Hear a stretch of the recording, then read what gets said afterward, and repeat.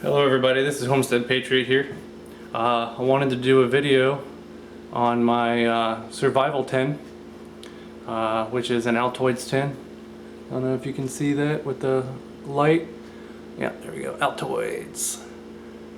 You know, you get Altoids tins are great for these because you get two things. You get a whole bunch of breath freshening mints, and you get a tin for like $2.39 I think I spent for this.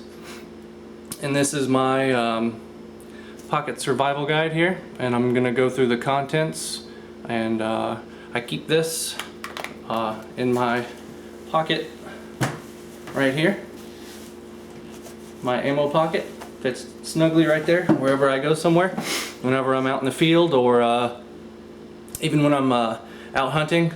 I take this with me. So let's get into it.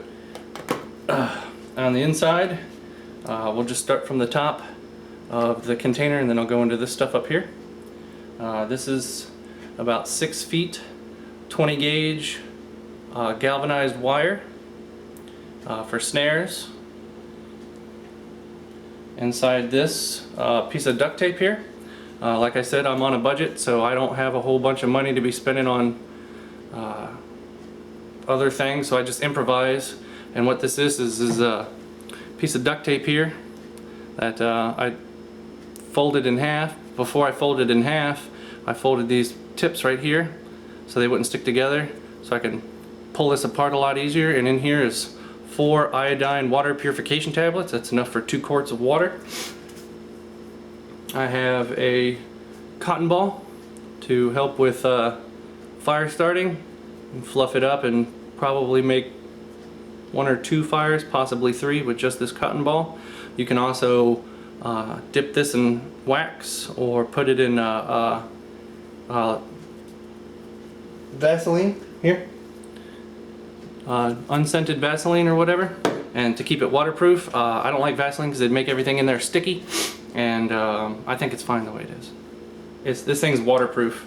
I took a piece of electrical tape and taped the entire around it. The only part that doesn't have it is this part here, so it's fairly watertight. Okay, the next thing is a pencil, more duct tape. I know it's not sharpened, but I got a knife in there, and I can put a nib on it, or whatever you want to call it. It's about 6 or 7 inches of duct tape wrapped around there for wounds, fire starting, patching. The next thing I have in here is the Ritter Suvival knife. I forget the acronym exactly for it. Oh, here it is. The CRKT Suvival knife here. It's $18, and it comes with its own tin, but I had already had this tin when I bought the knife. Before I had the knife, I had a razor blade. Like I said, I'm on a budget, but I had some extra money and I read good reviews about it. So this is a nice little knife. It'll take hair off your arm. See, you got a nice little bald patch right there. Maybe you can see it, maybe you can't. Anyway, there's the knife. Inside I have another a ferrocerium rod, or a ferro rod, and a lot of people will tell you to remove the handle from the ferro rod itself. I didn't want to. It had a little thing I could keep around my wrist, and keeping the handle on here, I can strike things a lot easier than just holding the ferro rod itself, because the ferro rod only extends into the handle about this far. Okay. Inside, below that is a fishing kit, and what this is, here, let me open this up. Inside the fishing kit I have, come on, get out of there. This is some thick 4mm 2x3 plastic baggie. I guess the kind the drug dealers use, but I used it for my rations and stuff, for separating out rations. And these are pretty, I mean, you can puncture it with the sharp thing, hook here, but it's kind of difficult for it to do so. Anyways, in here I improvised a fishing line holder, and all this is some cardboard from a matchbook, or from a box of matches actually, but you can use a matchbook or any old piece of cardboard that you want. And this is about 15 feet of nylon 50-pound test fishing line. I used the nylon 50-pound test because 1, you can use it for fishing. 2, you can use it for a suture, stitch yourself back up, and I got a needle in there for that.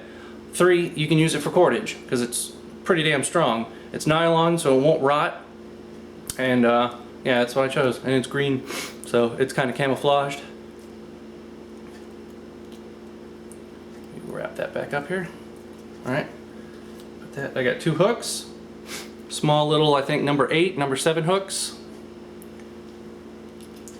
4 split shot or BB style weights here, and 1 sort of little crappie lure. Sorry if I keep going off camera because I'm an idiot. All right, and then inside there, below that, I have some protection, because you never know when you're going to get laid in a survival situation. But no, really, this is a non-lubricated condom. This is one of the ones that are extra thick, so don't get the ultra thin ones, get the extra thick ones. You want non-lubricated because you can take this condom, unroll it, and you can store about 1 gallon to 1.5 gallons of water in there without it, worrying about it breaking. You'd fill it up and support the bottom, and you just take the condom and scoop it through a body of water, or if you have some running water, let it run into the condom, and you have a water carrier, super compact. You're only going to get like 6 or 7 uses out of it before the latex inside the condom stretches and then wears out and then it's broken. Alright, and you can use this in conjunction with the water purification tablets to have drinking water. This isn't a long-term survival sort of kit. This is supposed to get you through about a week. So having these 2 things here will help. And worst comes to worst, you can boil water inside your survival tin. I did mine, and this black paint is actually grill paint, so it's heat resistant. Beneath my protection from Mother Nature, because she may have STDs, I have 5 matches. All right, I need to put some nail polish or some cotton, or not cotton, but man, having a hard time talking, wax on these things to waterproof them or water seal them. Alright, beneath that I have about a 1.5 foot squared piece of aluminum foil, and what you can use this for is an improvised water container to boil water in, as long as it's not punctured. But that's why I keep it on the bottom under all those things, so I don't have to worry about it getting punctured by the snare wire or anything.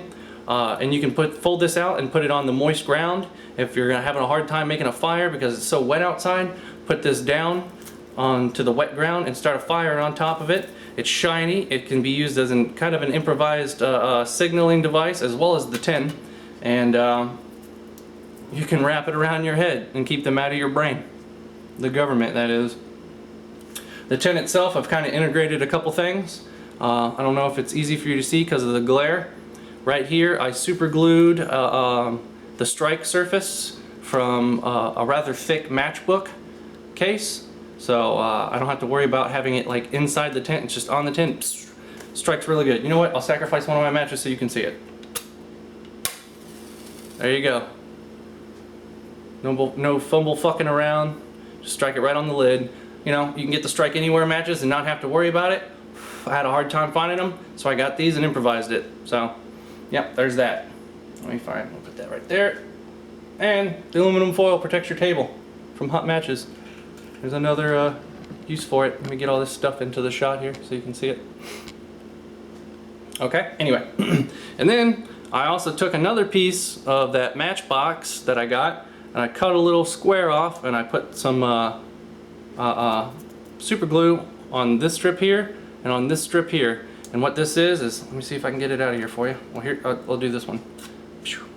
This is could be used as a repair needle to repair yourself or your equipment. It's got this nice big eye on there so that nylon cord can go through there.